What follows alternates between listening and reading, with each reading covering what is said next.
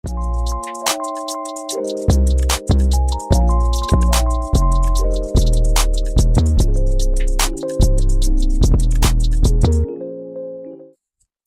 guys, and welcome back to Managed Scars. I am your host, Janae Scales. I am here with a very, very, very special guest, my little brother, my twin, my world, my baby brother, Jordan Dunn. What's going on, everybody? What's going on? He ugly, y'all. Okay, so today's episode is titled Life After Death. As he tells his story, you guys will understand the title. So you ready to get started? Yes, I am. All right. So, first off, how old are you?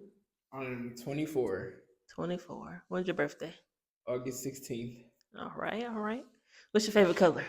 Favorite color? I actually have two of them. First one is green. Second one is red. Okay. Like a lime green or like a regular green? Like a regular neon green, more so like color of money. Okay, money green. Period. Money. Okay.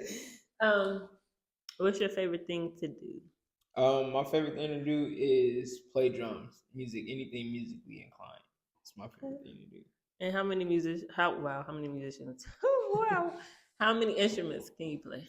I can play multiple. I can play drums, guitar, bass, keyboard. I do know how to play the trumpet a little bit. High school, I was in marching band, so I started on You that know how to play the flute? No, I ain't go that far. Okay.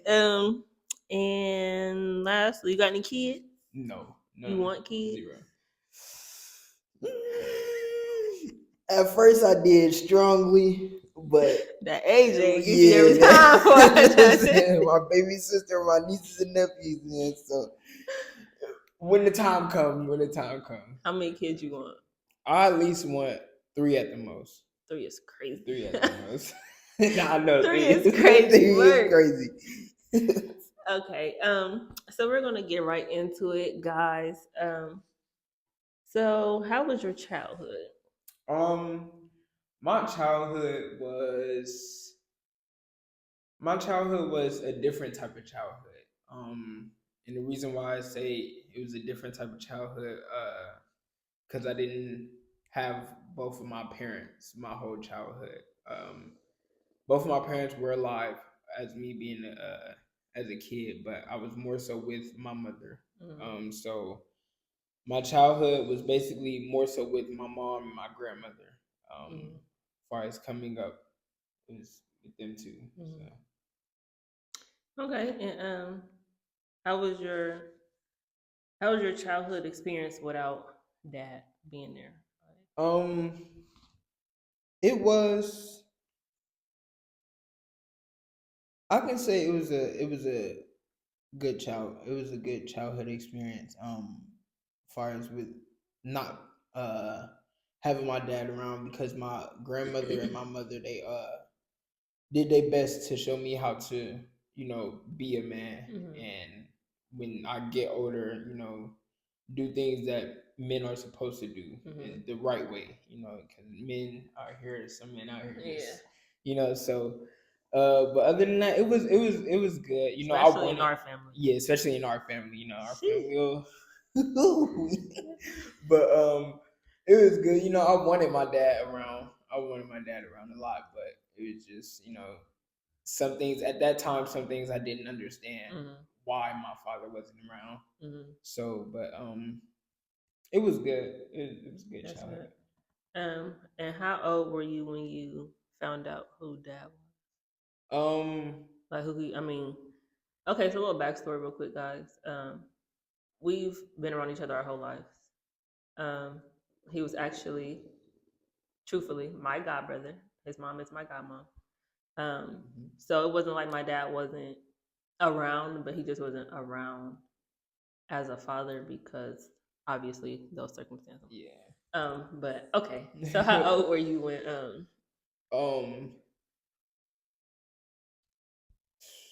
I think I was like, I would say I was probably like 2 or 3 when I realized like this is my father. Yeah, say like 2 or 3 around that age. Okay. And how old were you when they finally told you, like, When they okay, this is finally your told dad? me, Mm-hmm. yeah, I was like 5 around there. I was like 5 when they like real life told me like, yeah, this is your dad. Like this Mm-hmm. is Yeah. your dad. So yeah, I was 5 years old. Okay. Um. So with that, like finding out, like this is my dad, but because of the circumstances, obviously, Mm-hmm. um, he wasn't there as much as you wanted him to be. Um, how did that make you feel? Um, well, at that time growing up, it really, like I said, it was always my mother and grandmother. So I didn't know how to really feel without being without having a father figure Mm-hmm. in my life the whole way through. Mm-hmm. Um, so I really don't know how I felt about it. Because you never Yeah, experienced because I it. never experienced, because it Mm-hmm. would be different if I experienced it and And then then he he just left. left. Yeah. Yeah, so it would be different, but I didn't experience that, so I don't know how it really felt for real. Mm-hmm. So how old were you when y'all actually like created a bond and started coming around Um, more? I was in my teenage stage. I Mm-hmm. was like 13, 14. My mom has started letting me, come down on the Mm-hmm. weekends, or sometimes like if we're out of school, she'll let me come down a week Mm-hmm. to stay with him because we lived in Yeah. Youngstown area in Columbus, so it was my teenage years where that's when we like you know spent more time together Mm-hmm. because I was starting to be around him more. I mean, he did come to Youngstown and visit sometimes, but as far as like catching a whole bond and vibe with him, it was my teenage. I say like 13, 14. Mm-hmm. Okay, we read Yeah. that. So with that, like when he did first like start coming back around more and stuff like that, like was it awkward at first? Like was it awkward to like talk to him or like be around him? Did it feel weird or it just like came naturally? It just came naturally. It didn't really feel weird or anything. It just came naturally. Mm-hmm. Um, he would always, like make it known like this is my child for Mm-hmm. real. So it was never no type of Like weird yeah, vibes, weird yeah, or vibes, like yeah, this my guy. Sometimes to yeah, certain people, it's like stuff. yeah, Gotcha. yeah. So it was always like, yeah, this is my son, this is Yeah, my child. I mean Yeah. he clearly can't Listen, deny he can't it. deny it at all. Boy, At all. and be saying I look like him. This man right here. Sheesh. At all. I look like him Um, just with hair. Just with no, hair. seriously. Um, so how did it feel like um when it came to like I know you used to play basketball and stuff like that. Did it make you feel some type of way like when your mom was there and he wasn't, or um, it did. It did, but how I can say it did and it didn't. mm-hmm. It did and it didn't because I just uh since I wasn't around my dad all the time, I had grew up to be a mama's boy. So it Mm-hmm. was always my As long as mama. my mom Yeah, as there, long then as my I'm mom there. good. Yeah, Yeah. that's really what it was. So it wasn't like I felt some type of way not being able to see my father there. See their games or stuff like that. But Mm-hmm. as long as my mom was there, I was fine. Yeah. Yeah, got you.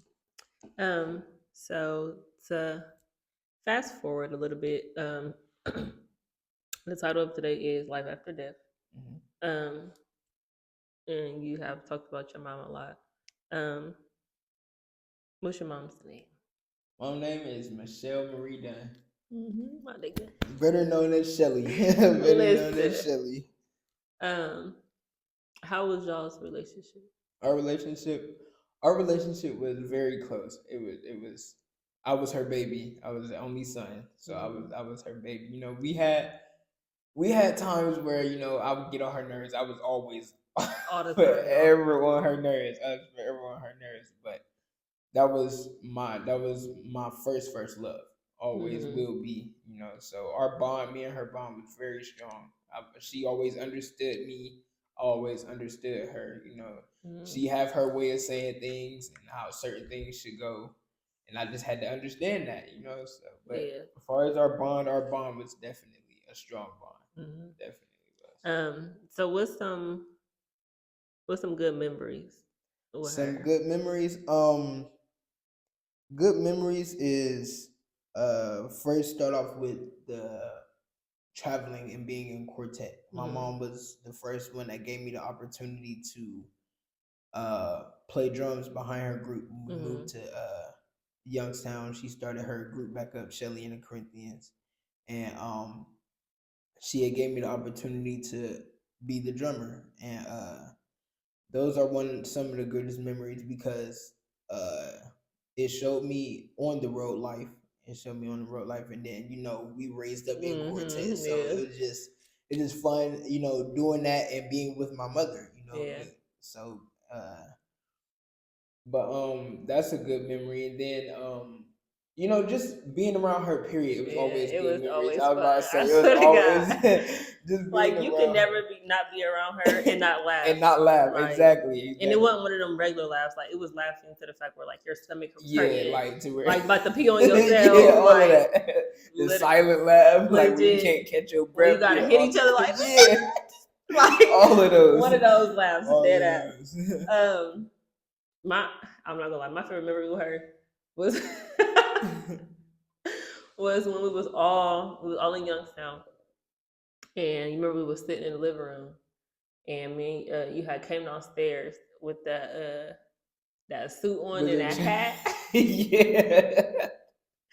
That when I say she was literally his number one fan at anything he did. Like when I tell you this is the goofiest nigga I've ever met in my life, y'all. Like seriously, everybody that knows Jordan know that he's goofy. He don't take nothing serious for real. Like he literally came downstairs. Mind you, we downstairs talking like you feel me, laughing everything. He comes downstairs randomly with this suit on and this hat. And me, him, Lariah, Namaya, and Eileen made a group, y'all. Like on the spot, made a group, and we was in there clowning. And the funniest part about her is she was sitting in like a little dining area in her seat.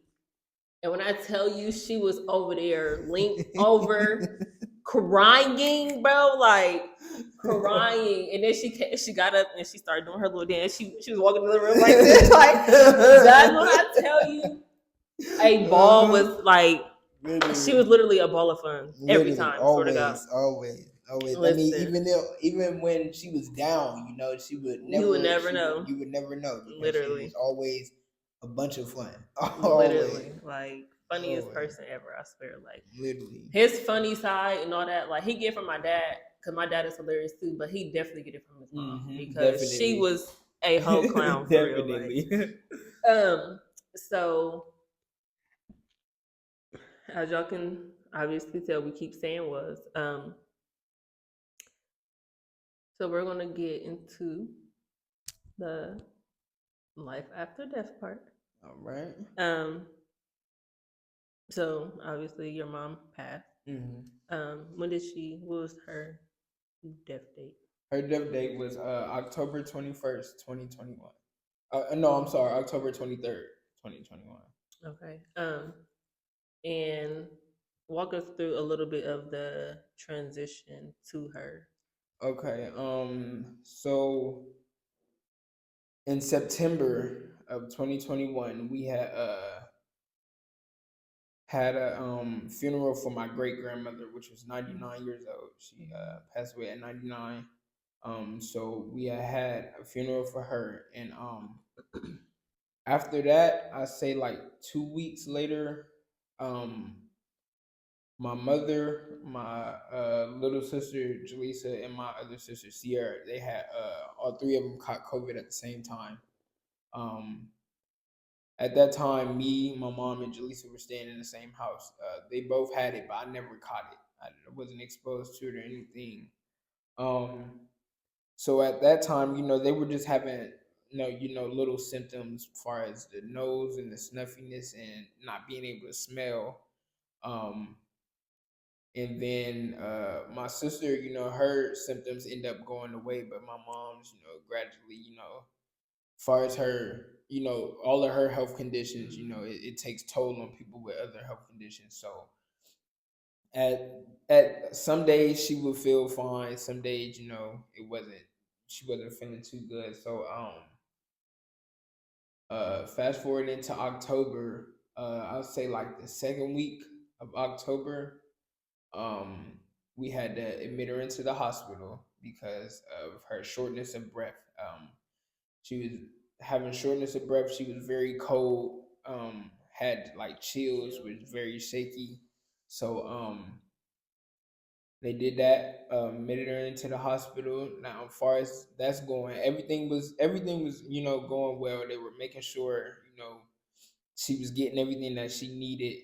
Um, then one day I was at work. This is like closer to the time of her death.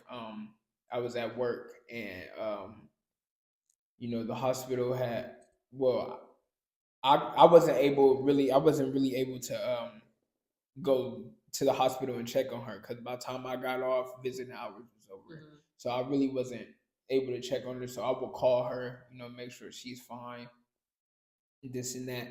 So I would call the hospital, check up on them, make sure they're telling me everything that they got going over there. And so one day I'm at work and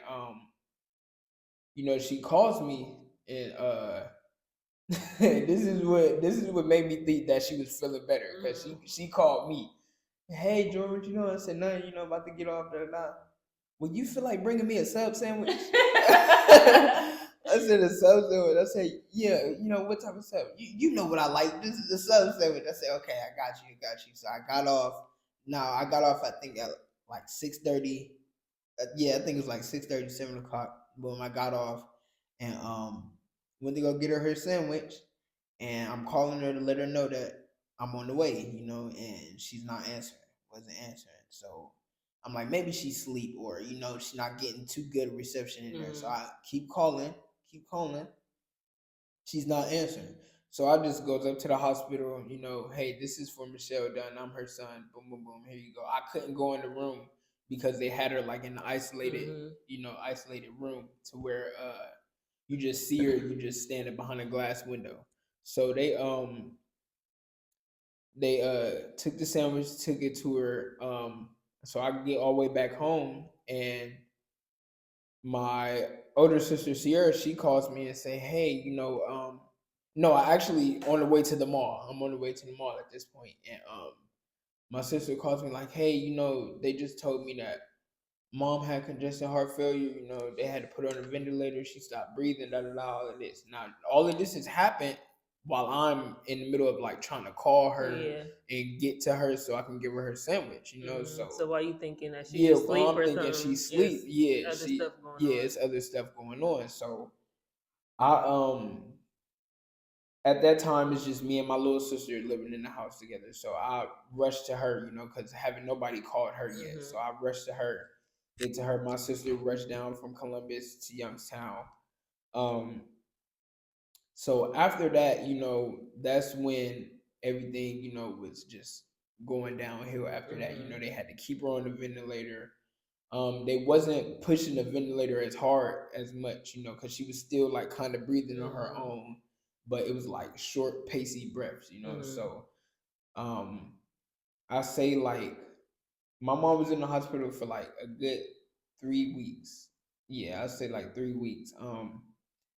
And I'm at work again, and like I said, I couldn't really get up there to see her, so I'm calling, making sure. So this time I call the hospital, and they tell me like, yeah, I'm gonna need you to talk to your big sister because everything got to go through her. And, so she's like, I'm gonna need you to talk to your big sister because you know there's nothing else we can really do. The ventilator is pushing as much as it can. Da da da this da da that. So it really hurted me because I didn't know anything that was going on. Like I said, I'm at work, so I'm not really knowing what's going on. And And they can't really tell And you yeah, and they because they can't gotta really, go through Sierra. yeah. So she's not letting me know anything, and so then when I call, they just like, yeah, we're just gonna let you know what's going on because we need you to talk to her, Mm-hmm. So I'm like, okay, this is on a Friday. So I I told my boss, I said, my mom basically is pushing 100% on the ventilator, and I need to go see her. I Mm-hmm. haven't seen her. I need to go. They said, you know what, fine. So they let me go. I rush up to the hospital.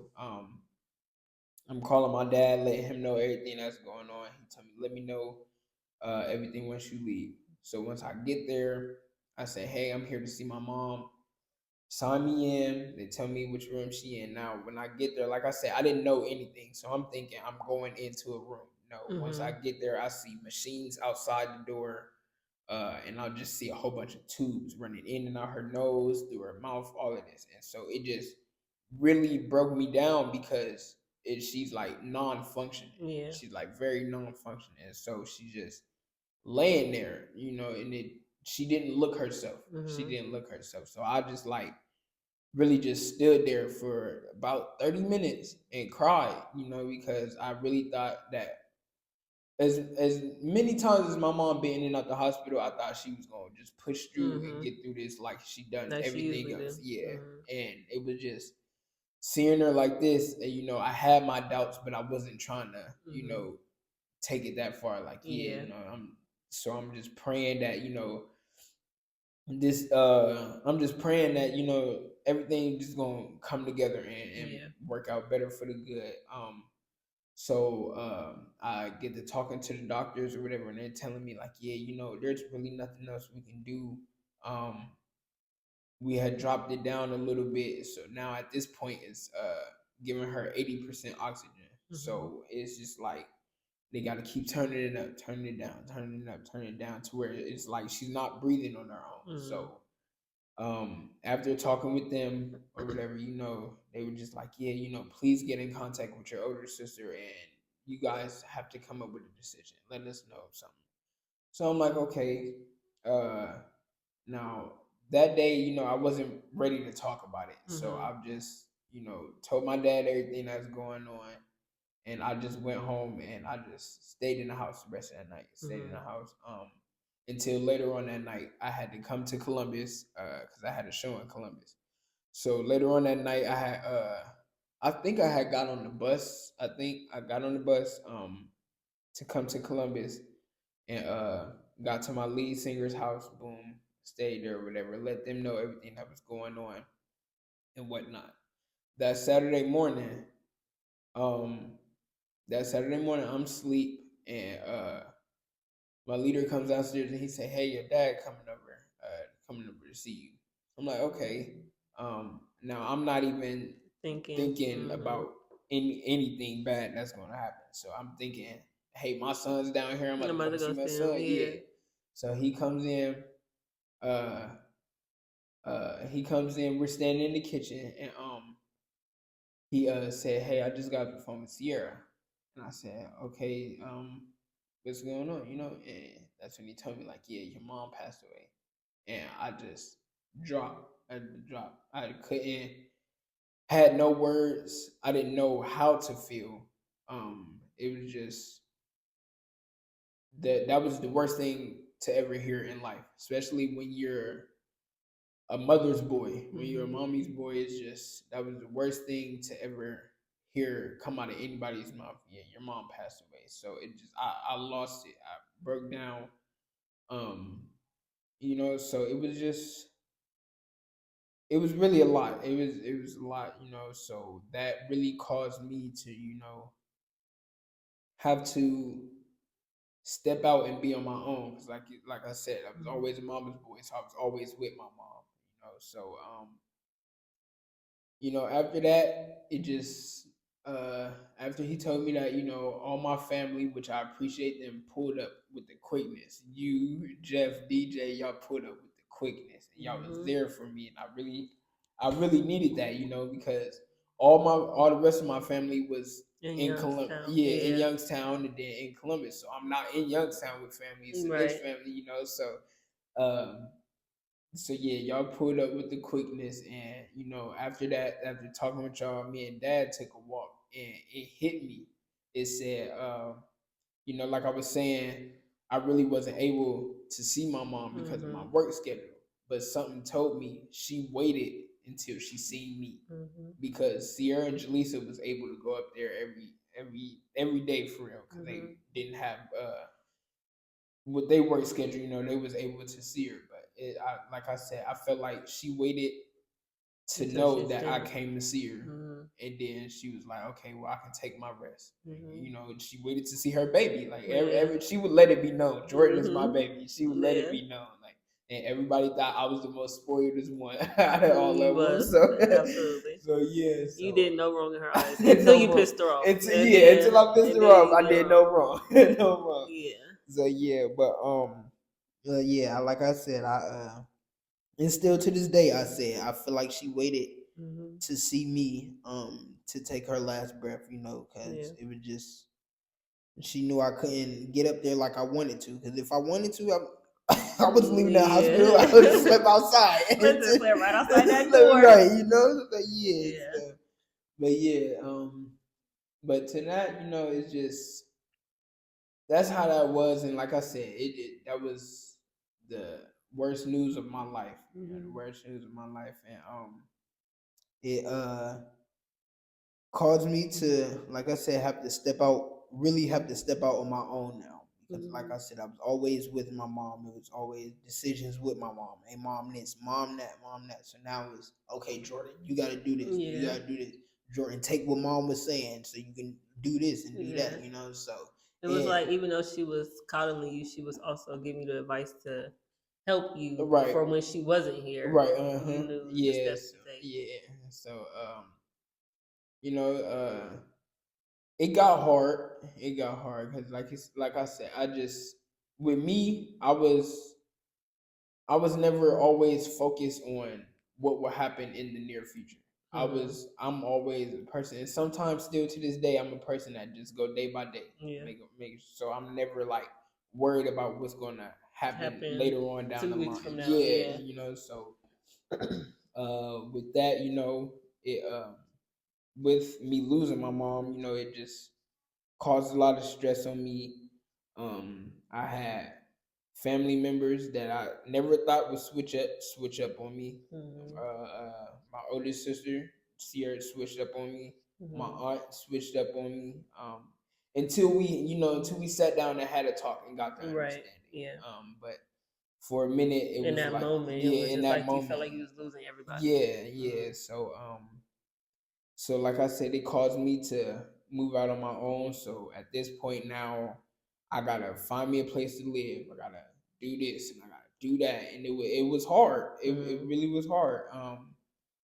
You know, like I said, not being prepared for something like this, really, to happen all of a sudden, and now you stuck in that way, to realize, like, okay, now you really have to push in. Yeah. Now you got to figure it out on your own. Yeah. So it was hard. It was hard. You know,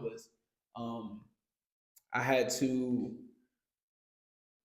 spend my money on hotels. I stayed in like a hotel for like 4 nights. I was sleeping in my car. I was hopping from friend's couch to friend's couch, you know, um until I thought I had a best friend that was really there for me. She let me stay with her until my car ended up breaking down. So then I had to move out, and that's what caused me to move down here. After that,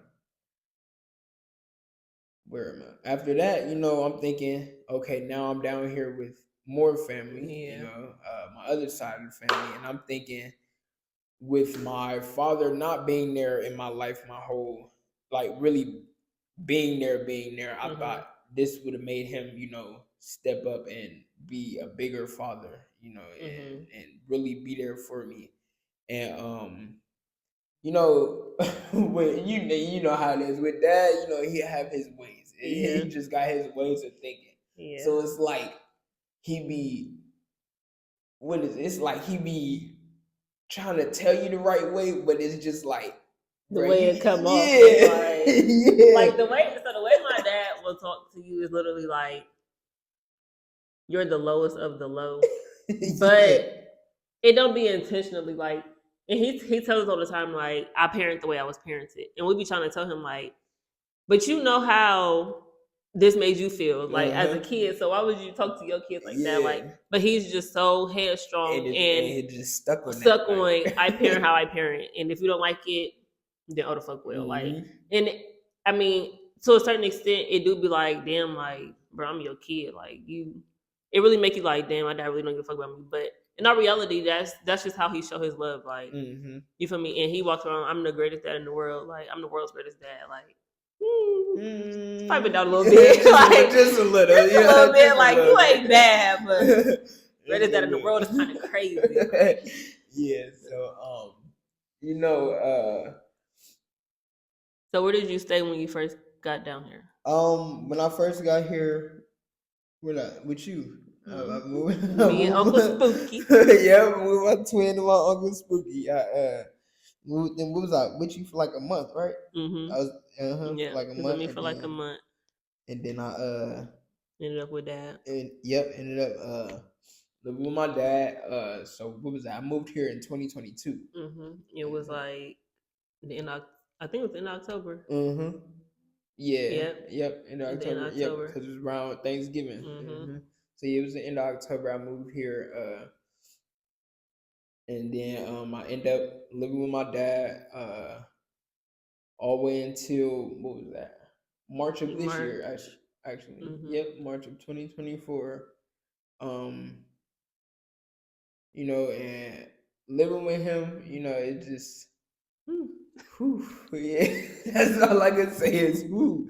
Living with him is just it was it was a big step. That was a big step. Like honestly, okay, so living with Dad, it's like a catch-22, y'all. Like, you have your good days, but then you have your bad days. Like, you would get the energetic dad one day, and then you get the bitchy dad the next day. Like, he walk in the house and it's toilet paper on the floor that should have been in the bathroom, and now he mad at the whole house. But instead of him coming to the person, he'll literally put it in a group chat like, I don't understand why y'all got the toilet paper in my living room. And it's just like, you couldn't ask like, who's like, why is the toilet paper in here? Right, why is the toilet paper sitting right here? So he literally goes from 0 to 100 very quickly. Like, and my dad is the type of dad, you have to either deal with it or just like distance yourself for a minute until you either feel like talking to him again or he randomly call you and be like, why haven't I talked to you?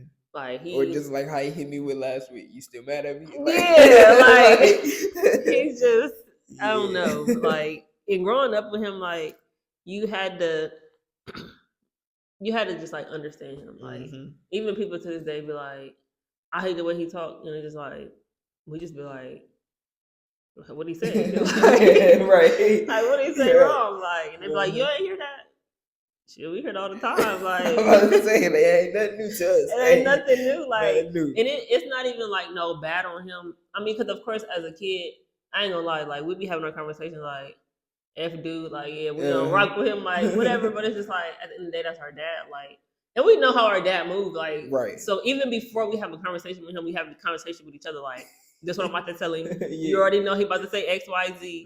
You feel me? So I'll call you when I'm done talking to him. Like, that's literally it. Literally be me, my two oldest brothers, and my little brother. Literally on group FaceTime. Like, yeah, we about to talk to him about X, Y, Z, and we already know how the conversation gonna go. Like, conversation we had last week, we was all on FaceTime. My oldest brother, he's the peacemaker of the family. Always want to have us meetings, literally. So he literally put my dad in there, put my stepmom in there. We sitting there talking. And before the conversation even started, my exact words was, yo, this conversation is not about to go the way y'all think it is. And just like I said, he was offended about everything everybody said. Literally. He always, so I'm the one wrong. Sometimes you are. Sometimes you actually are. To be like, real. We need you to understand, it's not always you all the time. Sometimes we go a little bit too far. But you Yeah, you be wrong. You be wrong for real. Real. You definitely do, but we love him. Yeah. Old ass man. Get on my nerves, but man, that's my dude for real. Listen. That dude. Yeah. But where was I? Yeah, experience of living with him. Okay, so yeah, like I said, it was it was just so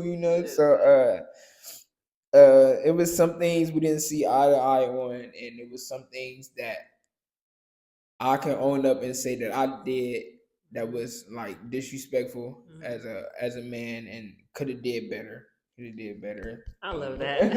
I love that. Yes. Take ownership. Yeah, no, for real. Right. Real, but yeah, it was things that I done that I could have did better. So the things that I done that caused me to have to move out or whatever. He gave me a time limit.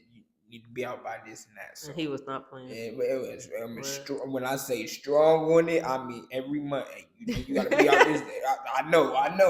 Next month, hey, you gotta be out here. Like I know. A reminder. As soon as it came close to that time, all right, have you found somewhere? Because you got to be out of here. Like listen, a calendar reminder. You hear me? He was not playing. He had an alarm on his phone, like, hey, listen, let Jordan know. Listen, like, for real. No, so but yeah, so I had to move out of there. So then I started living with my godbrother Jeremy. I started living with him. After that, I lived with Jeremy for like a month, and I ended up going into the hospital after that. So before you get there, let's go back a little bit on the experience that you was going through privately without talking to anybody. Now, mind you, he tells me everything, y'all. So when I found this out, I was so pissed. But they like the couple weeks, well, honestly, couple months of experience that you was going through before they finally made you go to the hospital. So, what was going on was, I really don't know what it was. There were times where like, okay, so just to let everybody know, I am a type 1 diabetic. I was diagnosed at 18. And, being 18, you just graduating, so you're not worried about anything. Yeah, so I wasn't worried about making sure my sugars was good. That was for making sure I'm eating what I'm supposed to be eating. I wasn't worried about it. I was just, I'm 18. It's gonna go away, So I was just out doing whatever. So there were times where my hands would get swollen. Like I say, you see, my hands would get swollen, and like a painful swollen too. I couldn't do nothing with my hands. There were times like my knees would start hurting, my back would hurt. So it was just like little medical things that I wasn't being big on, that I should have went to the doctors and made sure I was okay about, but I wasn't. I was just like, you know what, I'm gonna just deal with it. It's gonna go away. I just kept that's what I just kept saying to myself, because everybody know I don't like hospitals. I hate. I don't have patience, so I hate sitting in the waiting room. I hate have to wait for them to come and do this and that. So, but yeah, so it had got to the point to where my ankle on my left leg started hurting always. It was just a painful hurt, So at this time, I'm just taking Tylenol. And I mean, when I say popping Tylenol, I mean popping Tylenol, like, ain't going on about popping the Tylenol like it's a perk. That ain't doing nothing. And that don't even help with headaches. Listen, and I mean going on with my day, popping it, and I'm like, all right, y'all, like, I'm just going on my day. So to fast forward into that, like I said, I'm a traveling musician with multiple groups, not just one, with multiple. So I'm on the road. Where was we at? We was at the Quartet Convention. where was that, Mississippi, I think. Mississippi. Yeah, and you know, we're getting ready to perform, and I'm changing, da, da, da. And you know, Y'all are hookahs going out. I don't know how it happened, but I just instantly get a water boil on my ankle, and I didn't seen the water boil before because my mom had dealt with it. My aunt has dealt with it, so I've seen it before, but it just randomly grew out of nowhere. So as I'm changing my, you know, getting ready to put my shoes on, I feel a water boil on my leg. You know, so it didn't bust or anything until the next day. So the next day when it busts, you know, I'm very cautious on that. So I know when it's like a, you know, wound or something, make sure to keep it clean so it don't get infected and it don't get worse. So that's what I'm trying to do. I'm literally trying to do that. But as far as my medical history and everything going on with my body at that time, it was basically a flesh eating infection virus. And so it had got bad to where it had, once it busted, you know, it just spread it all over my leg. So it started eating at my skin. And when I say eating at my skin, I mean like, yeah. You okay if I show the picture? yeah, you can. Oh, I say, yeah, you can. It don't matter. But it was like eating at my skin, y'all, to where bone and tendon. Now, this is, I never even heard of the word tendon. Yeah. never even heard This of the is word what it tendon. looked like once he got to the hospital that day. Sorry, y'all. It's a very graphic picture. Very also graphic, but that's what this is what you see in movies. That's it. Yeah, Literally. what Jeff say, it looked like somebody like a zombie Like a ate zombie, it. yeah. Like a zombie ate it. So yeah, it had got that bad to where bone was showing, tendon was showing, foot was swollen, you know. So it was, and you know, I was literally still walking, like Legit, literally y'all. legit walking on Like, that leg, like, and didn't know it was as bad as it was. I to didn't the know. point where literally, like, if he would have made the wrong move, he would have broke his whole leg. Literally, like literally. So I'm like I said, I was living with my brother Jeremy, and he just one day just came home and said, "You're not looking like you know." And you know, with stuff like that, as far as infection being in your body, it really shows. It really shows. So me, I was like very drowsy, lazy, didn't want to get up and do anything, just always wanted to lay around. So he like, no, we're about to go to the hospital. And I'm like, no, I'm not. I'm like, no, I'm not. So he got the calling my dad, calling my brother Scooby, got the calling DJ, like, and they just like, no, Jordan, you need to go. And I'm like, no, I'm not. Of course, my dad, well, if he ain't want to go, put him out. Like, bro, what? I mean, you ain't gonna sit there and make no grown man gotta go to the hospital. If he don't want to go, put him out. So where I'm going, I literally got this going on with me. Where am I gonna go? So, listen, like, and I was never sitting there knew like, he said that. yes, Like, put him out is crazy. like you can ask Jeremy, hey, if he don't want to go, you can put him out.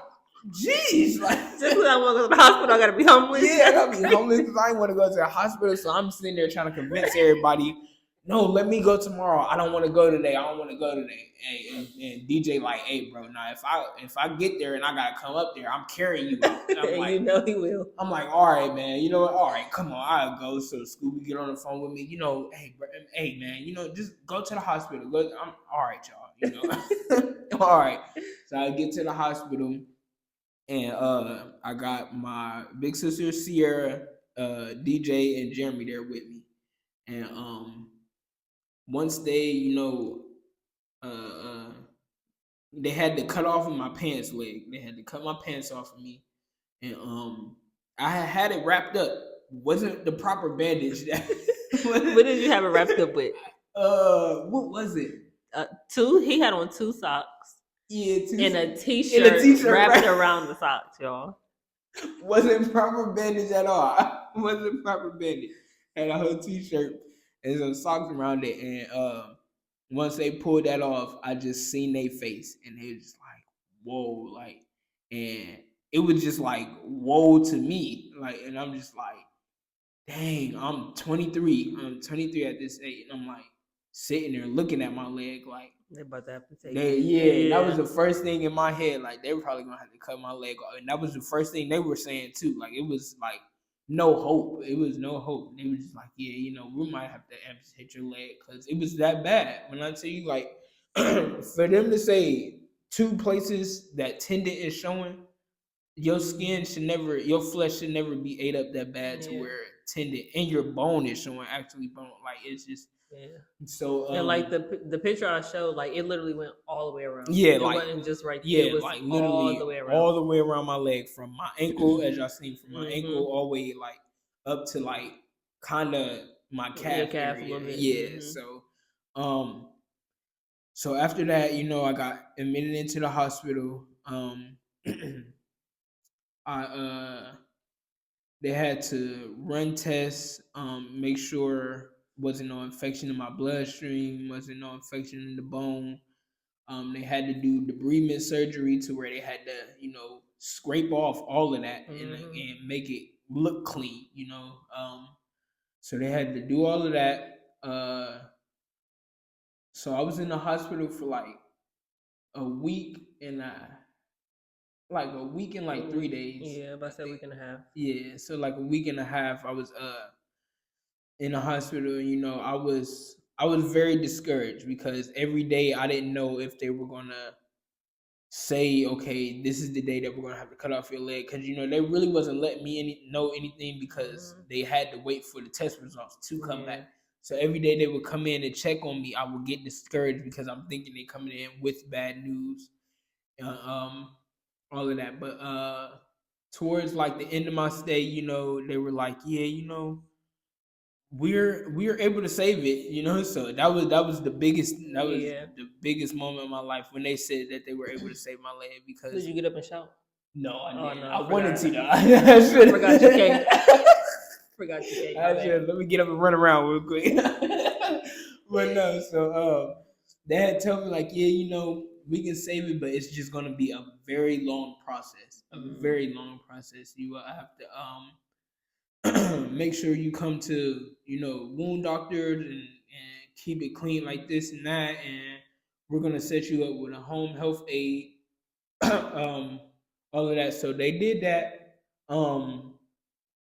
Set me up with a home health aide that came out and changed my wound every other day. I think it was. I think it was Monday. It was Monday, Wednesday, and Friday. So it was every other day.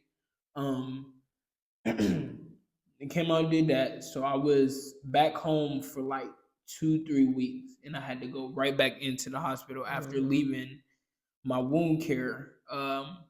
Because the color of the tendon, the way the color of the tendon was, it wasn't healing right. Yeah, it wasn't a good color, and it wasn't healing the way it's supposed to. So after that, I was in wound care, and when she told me I had to go back to the hospital, I cried. I wanted to give up then. That's when I wanted to give up then, because I didn't want to, have to go back to the hospital and then they say, well, yeah, we're gonna have to cut it off this time. Yeah. So I really, at that point, I wanted to give up, but I kept pushing, and I had my dad there with me, and he talked to the lady, and I go to her. I go to my wound care every Monday, and every Monday she lets me know, like, I love the way your leg is healing because I was scared for you, and she was. You can ask my dad. She was scared. He was scared. Everybody was. Even the little nurses that was in there that came and looked at it before she came in. They were all scared. So, they sent me back to the hospital. Now this time I'm in the hospital for a week. I was in the hospital for a week this time. Now this time is where I was sitting there like, bro, I don't know about this. This time I was sitting there, I don't know about this. And now this hospital stay, it was a little better because I've seen some fine nurses. So they y'all, he would literally text the family group chat every day, like, y'all, I got this new nurse, and she thick. And then 2 days later, y'all, I got this new nurse, and he loved light skins, y'all. I do. And it pisses me off because, first of all his sisters is brown skin. His mama was brown skin. His grandmama was brown skin. Like, and And I told him, I said, that's why you're single, because you always want light skin. That's why you're single. Every time you get in a relationship with a light skin, it don't go right. It don't work out right. But so yeah, I was kind of enjoying it, but I wasn't enjoying it. But I'm not gonna lie. Now I thought hospital food was nasty, but that hospital food there was good. Yeah, because you was at St. Anne's, right? No, I was at the first hospital I was at was Mount Carmel. Mm-hmm. Their food was good, and then I was at Doctor's West the second time. So yeah, but my week of being there, they told me like, yeah, you know, your home health aide don't feel comfortable with coming out, you know, changing your womb. So we're gonna have to send you to a nursing home.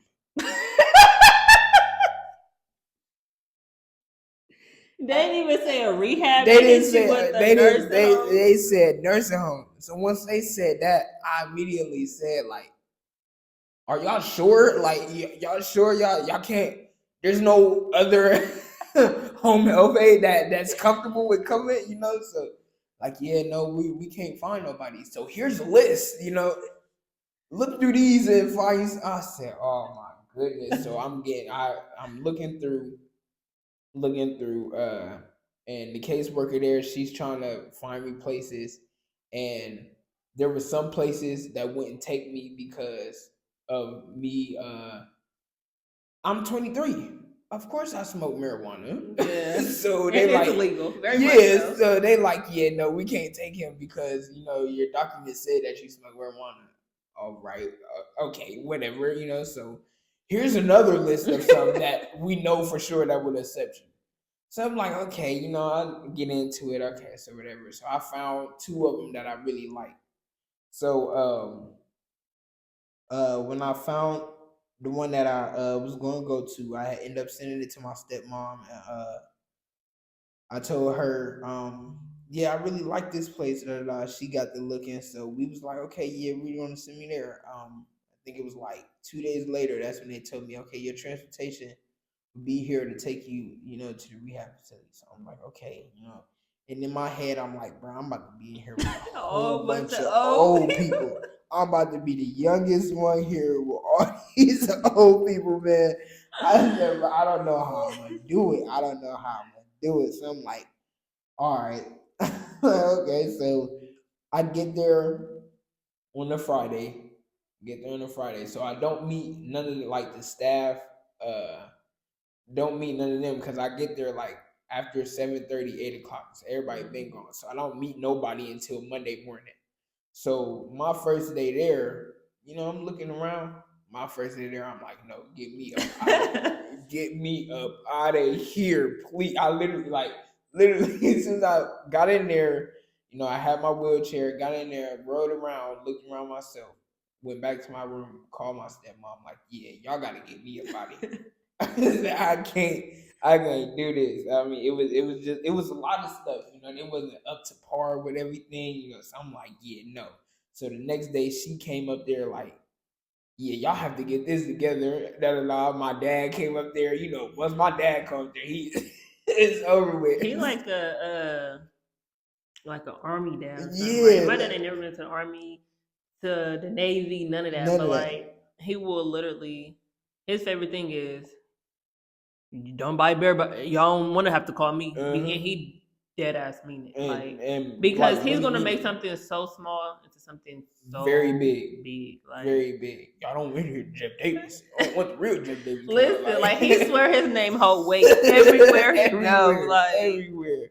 So yeah, and he weigh like 150. I mean, literally, like, and he swear his name hold weight, like literally. So he came up there and talked to people. They came in my room. They talked to me. I let them know everything that I wasn't too good on, but not. So they made sure everything was okay because he must have came up there and caused a scene for real. Because when I say that next day, they was on it. They was in there mopping my floor, cleaning my bathroom. Even my brother Jeremy and DJ came up there. These floors sticky. get somebody in here to do, like, they was on it, so they was like, yeah, nah, we don't want to see his we don't family want to see his members family no more. So they made sure that they was on it. They made sure that they was. And he would never let me come up there either. Like anytime I went to go see him, he would literally meet me outside, and I'd be like, yeah, why are you? And now I see why. no. Because I'd have definitely been there like, yeah, something gotta happen. Something gotta happen quick. For real, no, for real. So but after that, I say like maybe a week, 2 weeks. It took me a minute to get used to it. Get used to it. Yeah. After that, I kind of fell in love with the place. Yeah. I'm not gonna lie, I kind of fell in love with the place. This nigga told me last night talking about, hey, I'm about to call the facility asking if I can come back. I'm about to see if they can take me back. I know ain't nobody moving my room that quick. He said, yeah, I'm about to go back home. I only been discharged. I said, go back home is crazy work. Like real, but it took me a minute to get used to the place, get used to the workers, but it was some fine workers there. I mean, and guess what color they was? Light skin. Light skin. Whew. One of them broke his heart, man. Broke my heart. Did my hair. The next week she quit. Gone. Gone. He just knew he had him a hairstylist. I said, dang, but I did. I fell in love with the place. That place is literally pure comedy. Now, like other nursing home and facilities I done seen, you know, is like nice and quiet. Yeah. And no, this was it was a trap house. A trap house for real. I mean, you got these old people arguing. You got people tweaking out, throwing stuff, flipping. I mean, it's just like a whole bunch of nonsense going on. And I'm just they had like, you in a crazy house. They had me in a crazy, for real, like real life crazy house. And I'm just sitting around like, bro, they need a I'm like, they need a reality show here, like for real, because it was always something. It was so hilarious there, and I really miss it. I miss some of the I miss some of the people. I miss the nurses I done had. I gained my favorite nurses that I, you know, was always talking to, whatnot. So, you know, it became home. Like I said, it became home for real. Until, you know, my insurance with the little insurance stuff, you know, was trying to cut me, and so I made the decision like, yeah, you know, might as well be discharged, because like I said, their reasoning was a legit reason. It made sense, so that's why I really wasn't mad. I really wasn't mad. I was just not scared, but wondering what was my next move, because I didn't have a next move. Yeah. So, you know, but yeah, I do. I kind of do miss that place. I kind of do miss that. You have to go up there and visit. No, for real. I'm gonna say, and I know some of y'all watching this podcast. I'm gonna be up there to visit y'all. So how is life for you now? Life for me now, I actually feel a lot better about myself. Okay. I feel a lot better about myself. I didn't gain my weight back yet. I didn't gain my weight back. Definitely gained my weight back. Y'all went in the facility and I was 115 and I came back 145. I'm 145 now. So I'm trying to get to like 150, 155 so I can start wearing a size 30 in pants again. So then I won't have to be looking around for pants. But you just go to Dad's house. Yeah, I just go to Dad's house. Yeah. And I'm taking these right up the hanger. Need these. You don't wear them. Right. But I actually am grateful for how my life is going now. There's still some things that I need to work on and get myself back together. But as far as right now, I'm very grateful for how my life is going. Also, another story. This one is real quick. What was it, like 5 years ago? I had a condition with my head called dissecting scalp cellulitis, to where there was pus bumps, infectious bumps growing in my head, and doing research far as with doctors and looking on the website, there was no cure and no cause, and it happens to African American males. For 5 years, I was dealing with that. So for 5 years straight, I wore nothing but do rags and hats, because of how many bumps had grew in my head and how big they were. So they were draining. I had smelly scalp, all of that. So it was just it was a lot until um last year, July 13th, I decided to be confident and step out and do something else. So I said, you know what? I'm done with the do rags, done with the hats. Let me deep clean my hair and let me see if I can dread it up on my own. And that's what I had did. And uh July 13th of this year was a year I didn't have my hair. So like I'm saying, I'm very I didn't gain my confidence back with myself. So now once I get back fully healed again, as far as me walking, it's gonna be a problem. You guys look out for Period. me. You feel me? Yeah. Ain't no stopping. Yeah. Ain't no stopping me. You know. So, but yeah, I'm very confident in. I'm very grateful and confident on how my life is going now. As far as everything that I have been through. That's good. Well, from a big sister to a little brother, I want you to know I'm very proud of you. I have seen the change. I've seen the many things that you went through. I've seen the giving up stage. I've seen all of that. But I do see confidence in you. I see a difference in like your face, your smile, the way you talk now. You're very confident again. The relationship that you got with God is very strong again. Definitely. Your faith is very strong. So despite everything that you've been through, I'm very proud of you because there's a lot of people that would have lost their mind.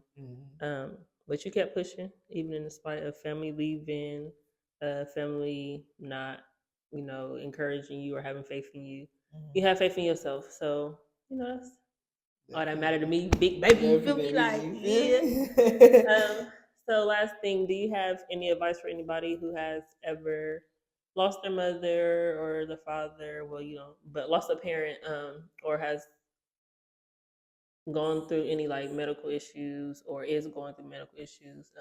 Any advice for um, them? Okay, so first with the losing of any parent, my advice to you is to just keep pushing and always stay strong. Because I'm quite sure uh, nobody's parent wants to see their kid fail. Nobody's parent wants to see their kid give up. So everybody has their days. Everybody do have their days. But just keep pushing. Like I said, everything that I do it and I make sure I say, Mom, I'm doing this for you because I know my mom will want me to be the best musician I can, Yeah. the best person I can. That she wants me to be the best man I can do. Yeah. She tried to show me to be a bigger Better man and a person. better man. So, um, with that, like I said, just make sure you just keep pushing it and keep your focus on God. Always keep your focus on God with and that's with anything. That's with anything. And then with the medical issues, please, I don't know how to stress this enough, but please make sure you just take care of yourself. Make sure you do your annually checkups, or you know If something ain't right, yeah, if go. something ain't right, you go right then and there. Don't wait and see if you can do a home remedy or a home care. No, because you see how it happened to me. So Went please downhill. don't. So from now on, if like as far as with diabetes, even with the younger people, older people, please make sure you take care of your diabetes. Make sure you take care of your insulin and check your sugars how you supposed to, because diabetes, it can cause a lot. And I didn't, and like I said, I didn't know that until now, until really looking into it now. I didn't know it can cause so many other problems. Yeah. So one problem can cause major big problem. 17. Yeah, Yeah. 17,000 problems. So with that, yeah, make sure always keeping yourself healthy. Make sure you keep yourself healthy. I know sometimes you want to eat what you want to, I do too sometimes, but it's just to live a strong and healthy and longer life. It's not longer because we're all on borrowed time. We all don't know when our last time here is, Come but on. just make sure you have that mindset to, okay, I want to live long. Yeah. I want to live long to do this and do that. So you make sure you just take care of yourself in order to achieve those goals that you want to.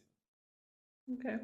Well, you guys heard it. Once again, this is Bender Scars. I am your host, Janae, here with my brother, Jordan Dunn. Yes. Life after death, anything that you go through, been through, or are going through, you can get through it. So always remember it's okay to hurt. It's okay to cry, okay to be mad. But now it has to be okay to heal. Right? All right, guys. See you next video. Love you. Bye. All right, see y'all.